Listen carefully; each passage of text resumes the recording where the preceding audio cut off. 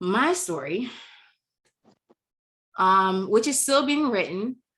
Y'all, I thought I was gonna be like literally had dreams to be in somebody's corner office. I don't even know why I wanted a corner office with a window, but it sounded good. To do what? Be working hard and not being at home, but I wanted that corner office. So I, even throughout middle school, I was student body president.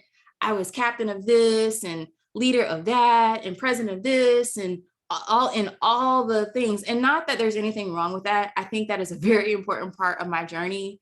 But guess what? And I said this the other night. I'm like, how was I not tired? I am such a sleepy Eeyore nowadays. Like, all I want to do is just take a nap, drink some tea, and go to bed.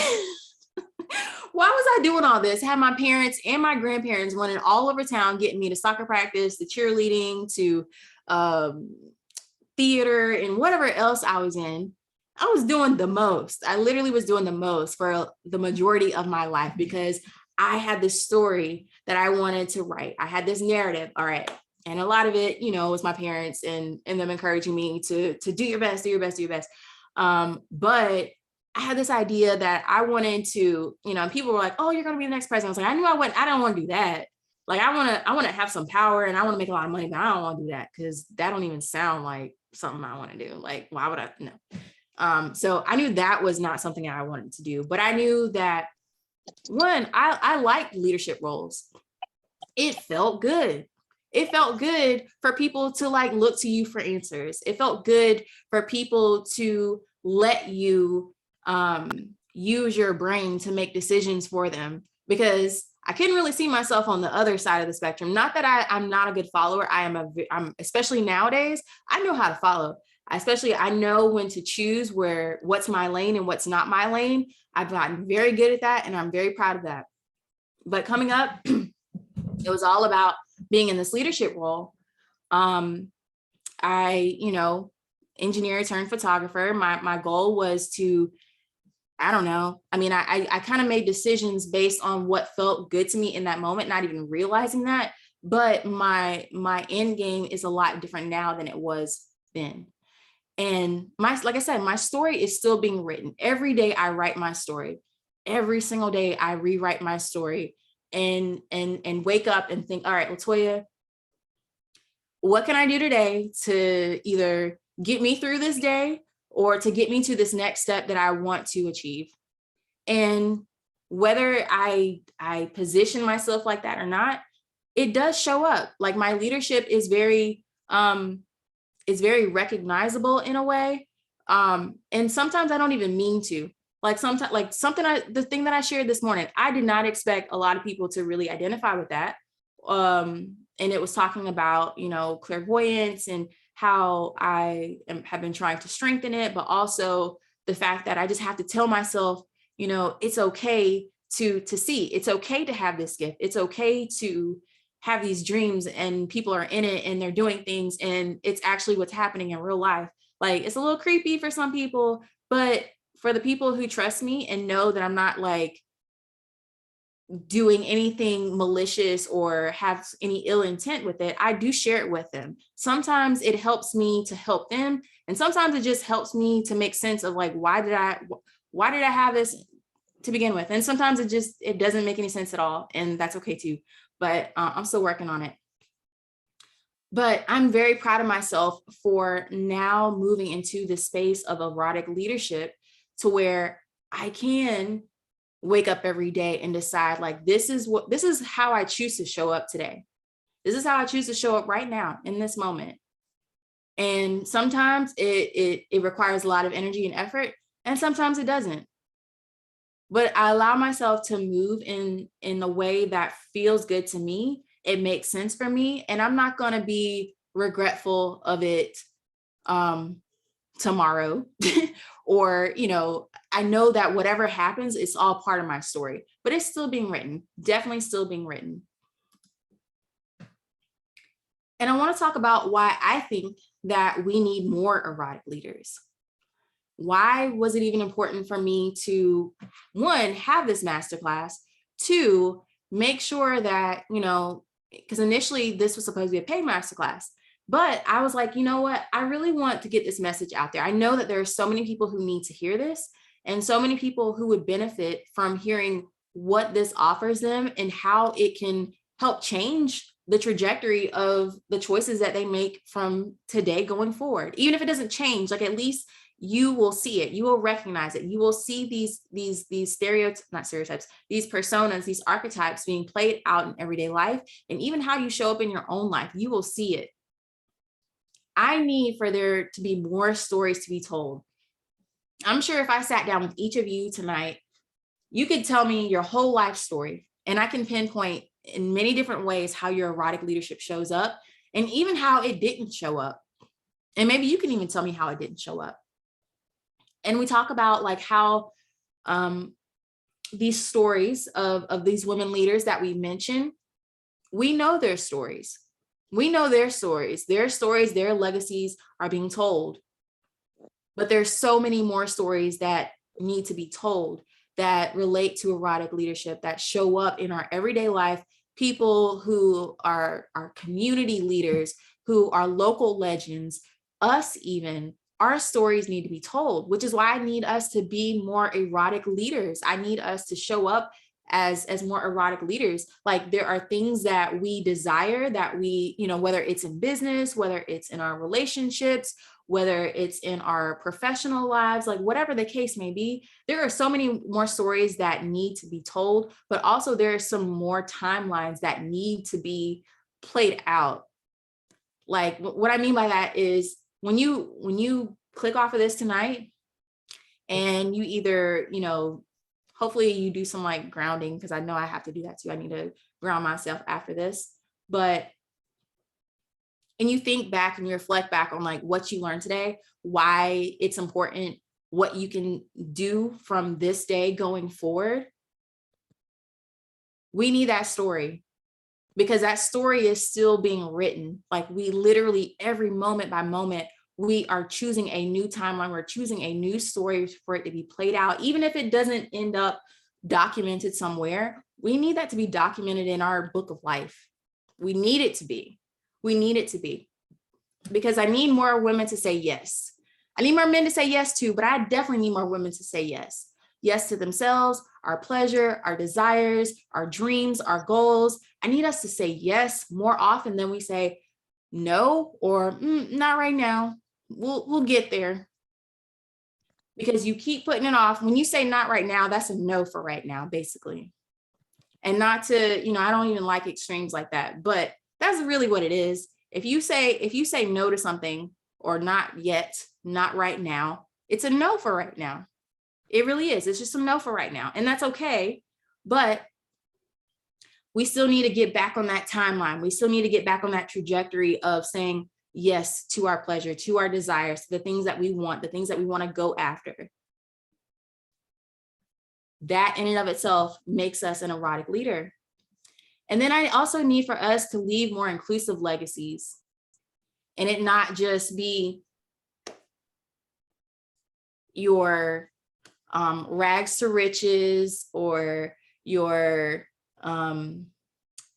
the perfect primped out princess, or whatever the case may be. Like these stories need to be so doggone inclusive.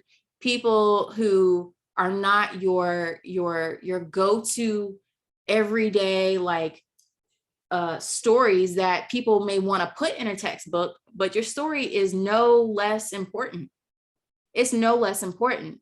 We need it to be more inclusive. So even when we're talking about women leaders, that includes Black women leaders, trans women leaders, disabled women leaders, all of these intersections that make it so much easier for our legacies to be left for people who may not look like us, but they can still learn from us and learn from the way that we've said yes to ourselves and our desires.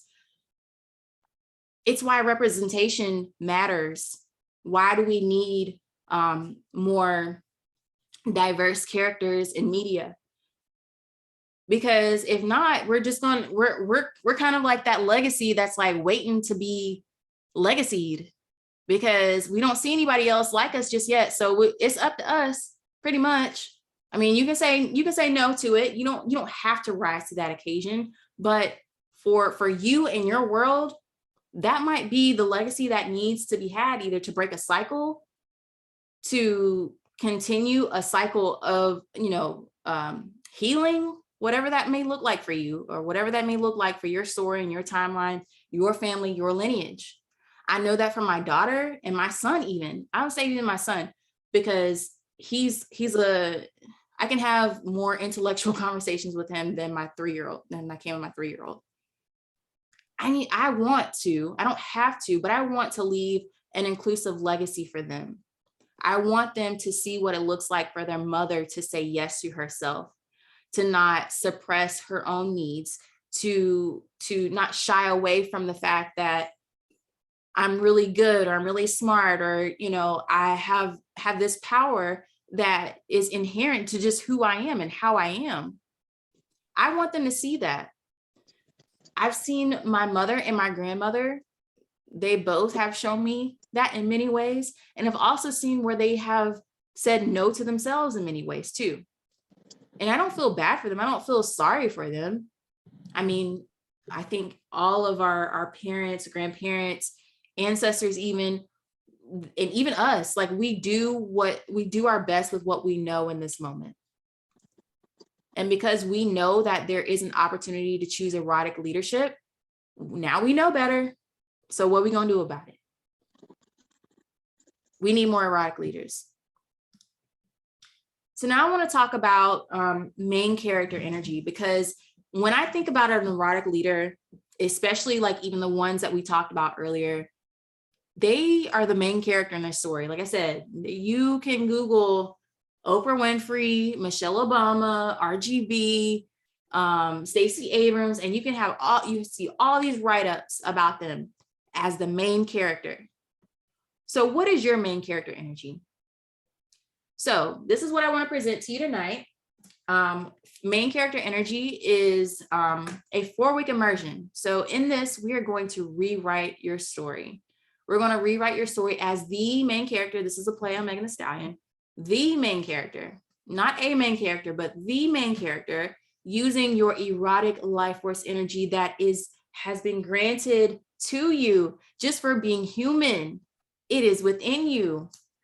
The principles of feminine leadership, as we see through modern and ancient feminine wisdom, using some of the things that we've talked about earlier tonight with our seductive feminine archetypes, as we talked about with female deities throughout the history of the world, as we've talked about in pop culture, and how a lot of these women who are icons to this day, how they've rewritten their own stories.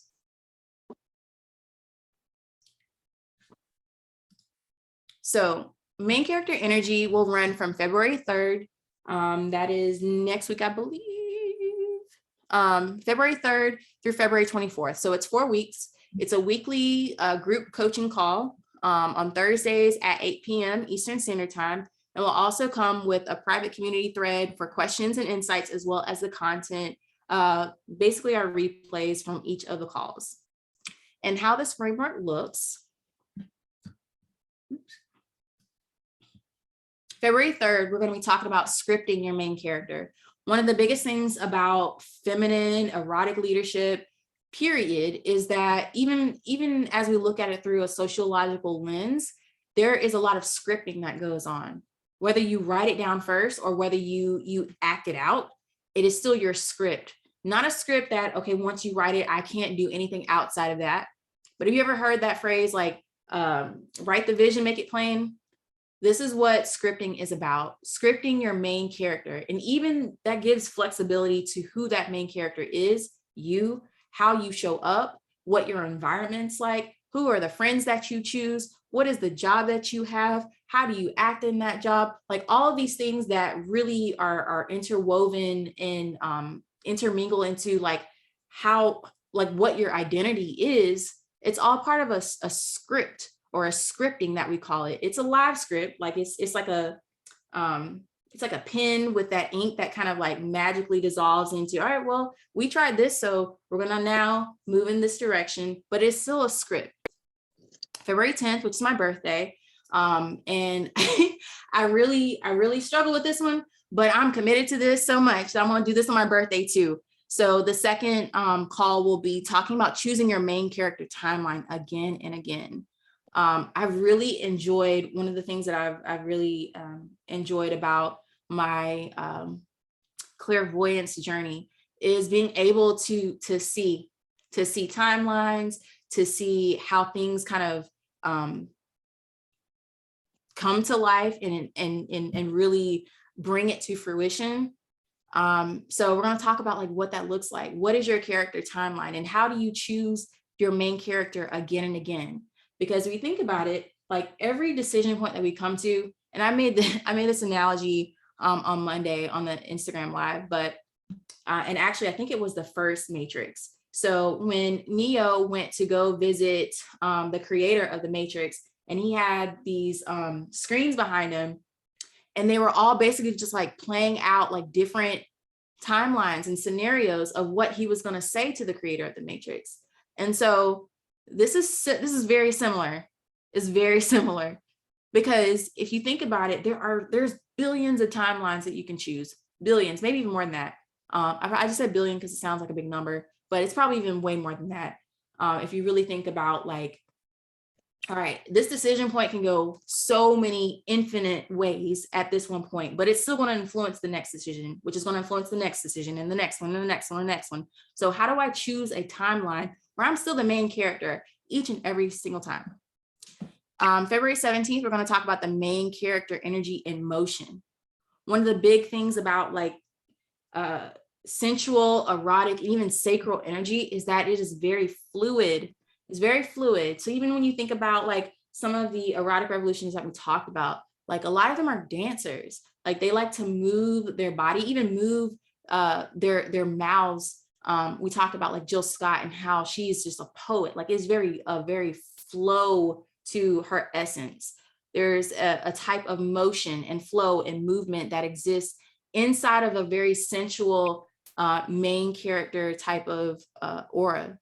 But we're going to talk about how to keep that in motion. And even I have my friend Adrienne, who's on here today. She's even teaching me more about this too, is like, how do I take care of my energetic body? Because that in and of itself is a whole other thing. Like I told y'all today, had a whole ordeal today where my energy got like really low because of, you know, the fact that I needed to move that energy elsewhere. And I didn't really think that it would affect me like it did, but it definitely does. And then the final week, we're going to be talking about leaving the legacy. What is the legacy that you want to leave? Not only for yourself, but for anyone else who is influenced by your legacy, who is influenced by any decision that you may make, who is going to be influenced by your sphere of influence. And so how do you sign up? If this is of interest to you, I have what's called a Say Yes incentive. Again, keep into the erotic decision making. So it's a $9.99 pay in full, or 2 payments of $4.99. Again, this is going to be 4 weeks. We'll do this in a group setting over Zoom, Thursdays at 8 p.m. Eastern Standard Time in the month of February. So this Say Yes incentive is live until Friday, just for those of you who have signed up for the masterclass before tonight.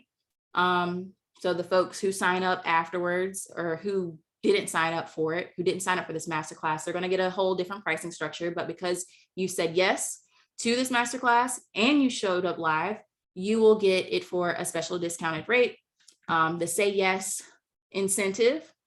And then afterwards, it'll be $11.27 pay in full, or 2 payments of $620.